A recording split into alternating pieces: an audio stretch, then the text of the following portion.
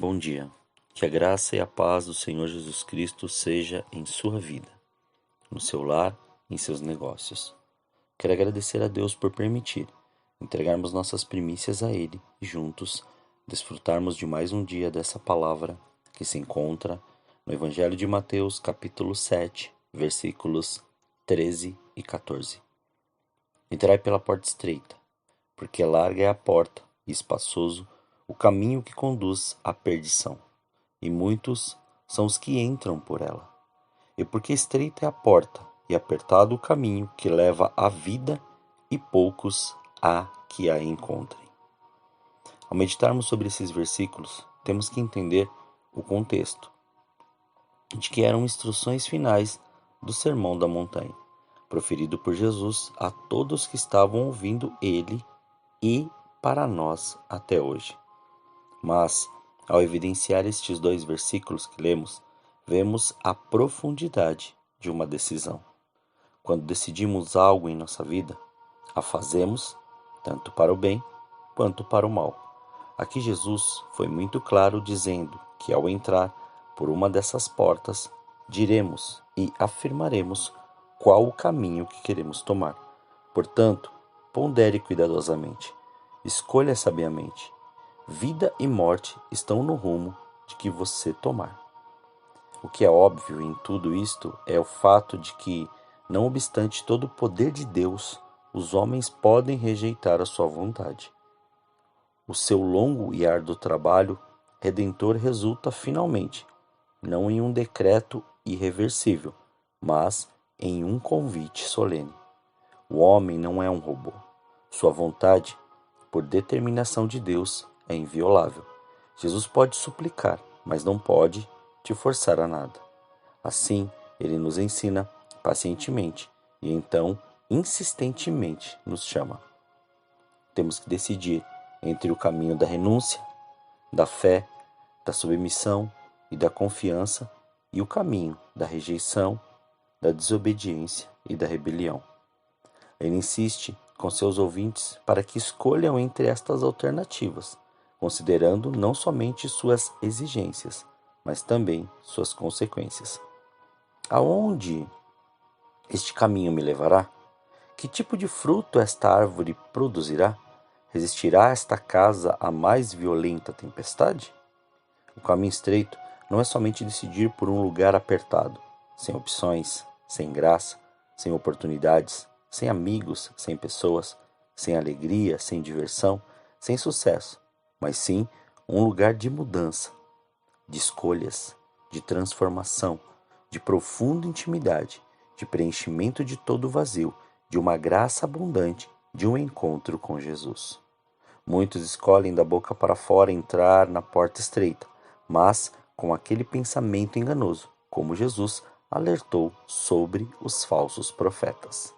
Como também disse sobre a tradição dos anciãos, descrito no Evangelho de Mateus, capítulo 15, versículos 8 e 9. Este povo honra-me com seus lábios, mas o seu coração está longe de mim. Em vão, porém, me adoram, ensinando doutrinas que são normas de homens. Somente o homem que ainda ama esta impiedade se sentirá oprimido e sufocado no caminho estreito. O pecado é o ladrão que veio roubar, matar e destruir, mas o bom pastor veio para que os homens tenham vida e a tenham abundantemente. A maior ameaça contra os que estão sinceramente procurando entrar pela porta estreita são estes falsos discípulos, que são mestres em tornar obscuro o que é eminentemente óbvio, a diferença entre a vontade de Deus e a dos homens, a distinção entre o caminho largo e o estreito. São aqueles que estavam em pé até então para impedir a entrada das almas sinceras no reino de Deus. Pensamos quase imediatamente nos escribas e fariseus, cujas perversões e hipocrisia foram uma preocupação dominante deste grande sermão, mas na verdade eles não eram discípulos de Jesus.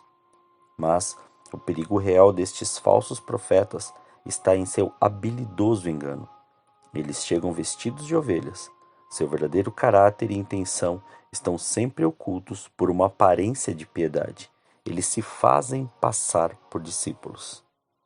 O ignorante e o desprevenido, que tratam descuidadamente com superficialidades, estão destinados a serem enganados por estes que, longe de serem abertamente carnais e repulsivos, são, como Paulo os descreve, religiosamente atraentes, experientes na vida e encantadores.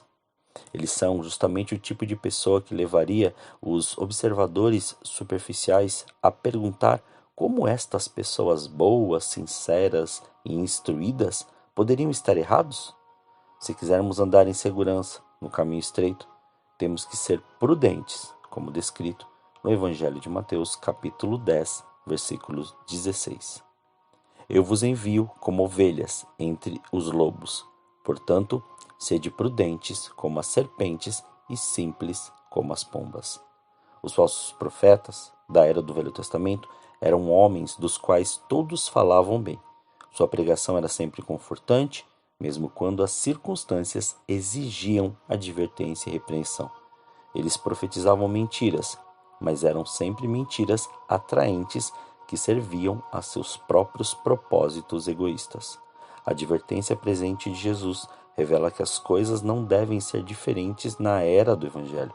Os falsos profetas haveriam de falar mentiras intencionais, de modo a atender aos que o buscam, enganos ou serem enganados com palavras confortantes. Descuidados das reais necessidades do povo de Deus, estes lhes diriam o que eles queriam ouvir. Tais pregadores provavelmente farão pouca ou nenhuma menção à justiça de Deus, da consequência do pecado, da desobediência, da necessidade do verdadeiro arrependimento. Eles não declararão todo o desígnio de Deus, não haverá caminho apertado em sua pregação. A porta estreita é a soberana autoridade do Senhor, e o caminho apertado a obediente submissão à sua vontade.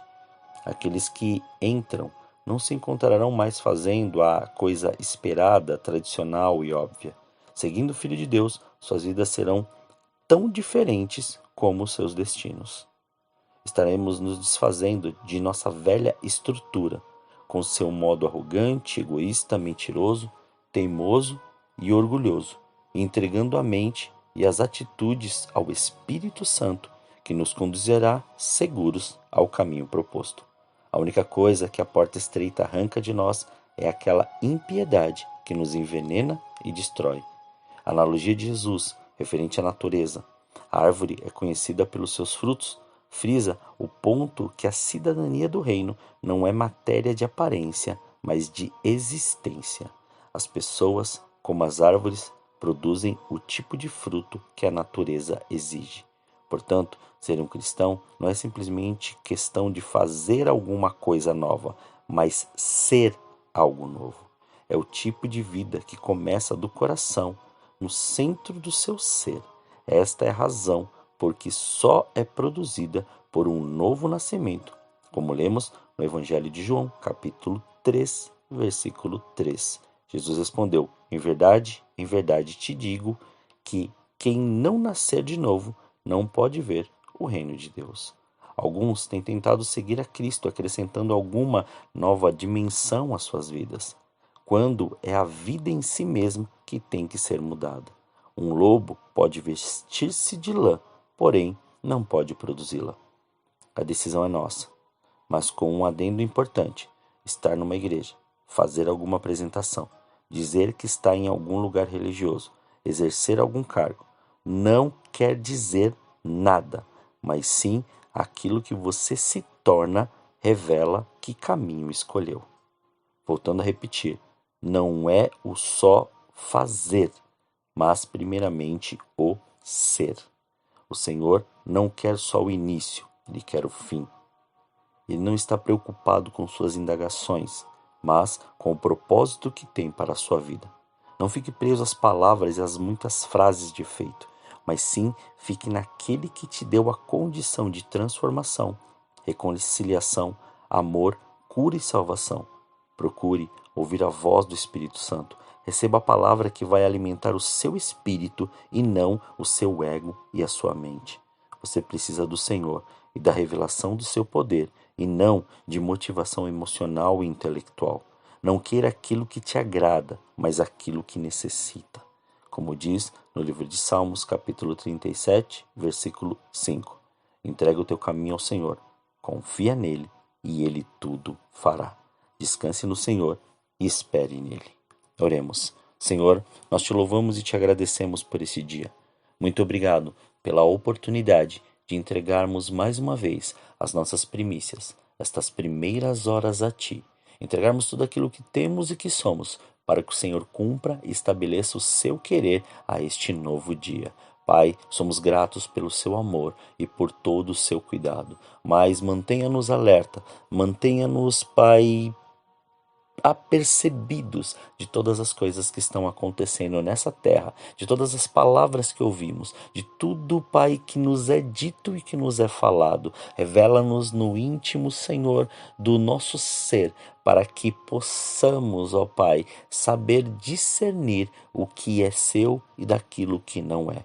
E que em nome de Jesus, que durante, Pai, este período, Senhor, ainda de peregrinação nesta terra, possamos ser aperfeiçoados por Ti, para poder, Pai, compreender, entender e viver tudo que o Senhor tem proposto para nós. Graças te damos, Pai. Muito obrigado pela oportunidade de viver e estar, Senhor, cada vez mais, ó Pai, sendo transformado por Ti e pela Sua verdade. Muito obrigado, assim nós oramos, agradecidos, em nome de Jesus. Amém. Tenha um dia abençoado na presença do Senhor.